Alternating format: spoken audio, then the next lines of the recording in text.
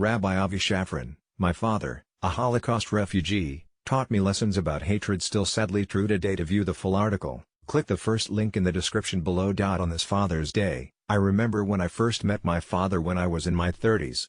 That's a bit misleading, considering that he and my mother raised me from birth in Baltimore and gave me the happiest childhood one could imagine. But while I had always known that my Polish-born father had spent the years of World War II in Siberia, I never knew the details of what he had endured until I was married and a father myself.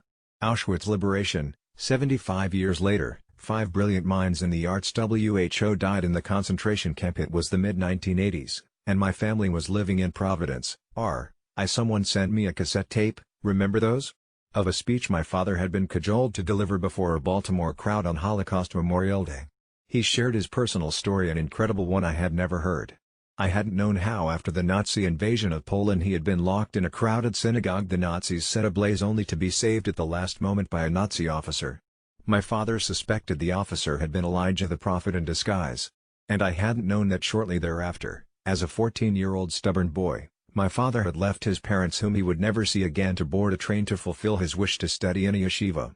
Nor did I know about his weeks-long packed cattle car train journey to Russia to escape the Nazis, where he and his fellow yeshiva boys and their teacher were put to work chopping down trees in temperatures that reached 40 degrees below zero. Or how he took ill and almost died there.